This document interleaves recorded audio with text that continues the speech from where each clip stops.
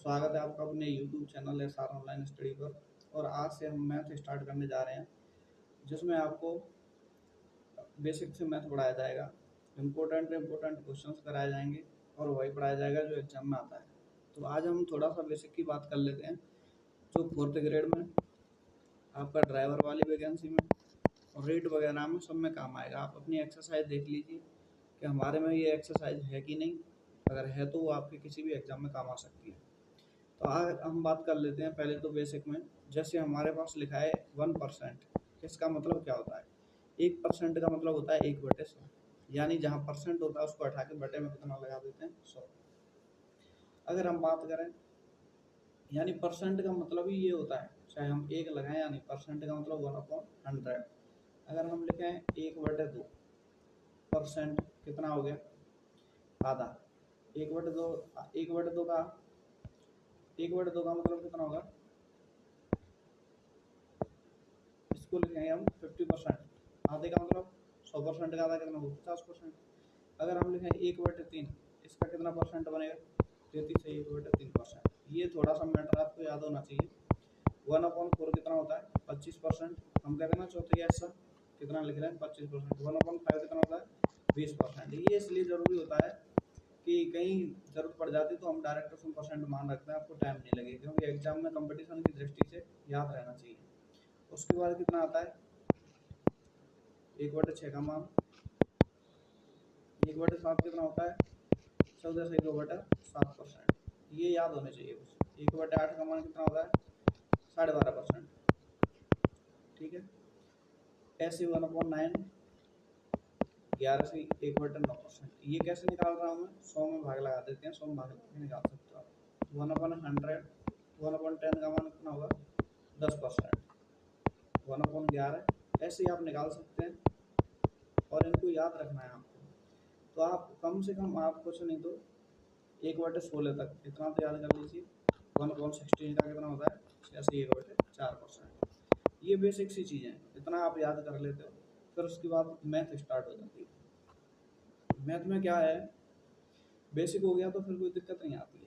जैसे हम कहीं भी पढ़ते हैं, हमें पढ़ना है HCF LCM, हम ये वाली एक्सरसाइज पढ़ेंगे। अब HCF LCM में हमें पता होना चाहिए HCF क्या होता है, LCM क्या होता है। इनको कहाँ से ज्ञात किया जाता है? ये संख्याओं से ज्ञात करते हैं। मान लो ये ए लिखा है, ये क्या होता है? ए और बी दो संख्या हैं। अगर इन दोनों का गुणनफल करें तो ये भी HCF और LCM जो हम निकालेंगे उनके गुणनफल के कैसा होगा? बराबर। तो ये फॉर्मूला भी है, ये सोचने की बात भी है, क्योंकि HCF LCM कहाँ से निकालते हैं? ए और बी से। तो ए और बी क्या है? ए और बी दो संख्या हैं। HCF LCM हमने ज्ञात करेंगे। अगर इन HCF LCM का हम गुणा करते हैं और दोनों संख्याओं का गुणा करते हैं तो ये दोनों कैसा आएगा? बराबर आएगा। ठीक है। तो ये फॉर्मूला बन जाता है। अब इसमें से आपको कहीं भी 3 मान दे रखे हैं। कितने मान दे रखे हैं? 3 मान दे रखे हैं। यानी आपको दिया है ए का मान, ए का मान दे दिया आपको, मान लो आपको दे दिया ए का मान 8, बी का मान भी दिया है आपको 6। अब आपको दोनों में से HCF या LCM का मान दिया है। जैसे आपको HCF ज्ञात करने के लिए बोल रहा है तो आपको LCM का मान दे दिया। LCM का मान दे दिया 24। कितना दे दिया? 24। अब आप LCM ज्ञात कर सकते हैं। हम क्या करेंगे? 24 को इधर भाग में ले जाएंगे तो कितना हो जाएगा? 8 × 6/24। इसको काट लेंगे, 8 से घटती 24, 3 से काटेंगे 2 बार, तो हमारा HCF कितना आ जाएगा? 2। तो हमें संख्याओं के बारे में जानकारी है कि दो संख्याएं कौन सी हैं। इनमें से अगर कोई भी एक मान दे रखा है तो हम HCF ज्ञात कर सकते हैं। अगर हमारे पास दोनों संख्याओं का गुणनफल दिया है, मान लो, या हमारे पास HCF और LCM का गुणनफल दिया, जैसे दोनों संख्याओं का गुणनफल दे दिया 48। अब पूछे क्या इसका LCM या HCF निकाल सकता है? तो हम निकाल सकते हैं, क्योंकि अब इसमें से कोई भी मान दे दिया है 48 की, हम HCF LCM ज्ञात करेंगे तो हो जाएगा। और ज्ञात करने के बाद में एक संख्या निकलेगी, उसका भाग लगा देंगे तो दूसरी संख्या खुद ही आ जाएगी। ठीक है।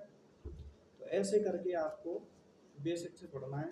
क्वेश्चन भी बिल्कुल साधारण आते हैं, एकदम नॉर्मल आते हैं। तीसरी नई चीज़ सीखने की ये है कि हमें भाजकता के नियम पता होना चाहिए। जैसे हम कहीं भी गुणनखंड वगैरह करते हैं तो सबसे पहले हम शुरुआत करते हैं अभाज्य संख्या से, क्योंकि गुणनफल जो गुणनखंड है हम कौन से निकालते हैं? अभाज्य गुणनखंड। क्यों? क्योंकि कोई संख्या 4 है, इसके गुणनखंड कितने होंगे? 2 और 2, 2 और 2 हो गए। अब 2 और 2 कैसी संख्या? भाज्य। और ये कैसी संख्या थी? भाज्य। तो भाज्य संख्या तो है ही ऑलरेडी, तो गुणनखंड कैसे निकलते हैं? अभाज्य संख्या। जब अभाज्य बन जाती है जब तो हम छोड़ते हैं। अब अभाज्य संख्या का गुणनखंड निकालने के लिए हम स्टार्टिंग करते हैं 2 से। पहली संख्या ऐसी कौन सी जिससे भाग लगाते हैं? भाज्य संख्या 2। फिर कितने से लगाएंगे? 3 से।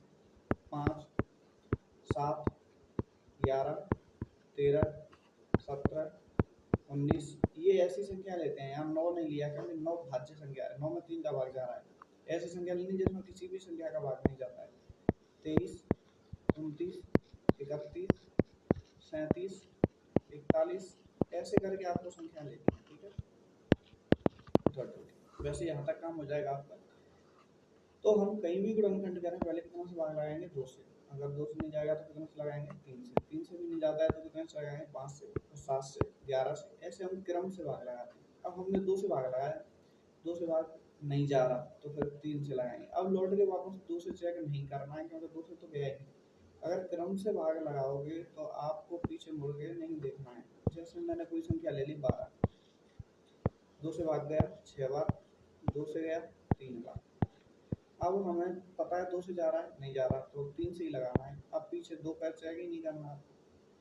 तो कुल मिला के बात यह है, हम आगे बढ़ते जाते हैं तो आपको ये भी चीज़ समझ में आ गई कि हम गुणनखंड करेंगे तो कौन सी संख्याओं से करेंगे? अभाज्य संख्याओं से। और वो अभाज्य संख्या ये है, इनको आप नोट कर सकते हैं। ठीक है, देन इसके बाद में आपको भाजकता के नियम पता होना चाहिए। अब भाजकता के नियम, जैसे 2 का नियम क्या होता है कि अगर किसी भी संख्या का इकाई अंक 0 हो, 2, 4, 6, 8, अगर इनमें से है यानी सम संख्या है तो भाग जाएगा कितने का? 2 का। नहीं है तो नहीं जाएगा। जैसे हमने ले ली संख्या 12, देखो 2 है इकाई अंक, भाग चला जाएगा। हमने लिखा 11, अब नहीं जाएगा क्योंकि 0, 2, 4, 6, 8 में से इकाई अंक पर नहीं है तो 2 से भाग नहीं जाएगा। ऐसे ही हम 3 से भाजकता का नियम करते हैं। 3 से भाजकता का नियम होता है संख्या के अंकों को जोड़ के, जैसे हमने कोई भी संख्या लिखी, इसके अंकों को जोड़ना है। अगर इनमें भाग जा रहा है 3, 2, 5, 1, 6 में भाग जा रहा है 3 का, पूरी बार जा रहा है तो इस संख्या में भी जाएगा, 123 में भी चला जाएगा पूरी बार। देखेंगे 3 से, 3 4 12 और 3 का 3, तो ये संख्या 3 से पूरी बार विभाजित होगी।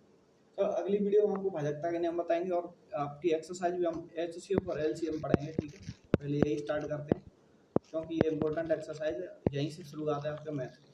तो बने रहिए हमारे साथ, जुड़े रहिए, डेली वीडियो अपलोड करते हैं। तब तक के लिए धन्यवाद।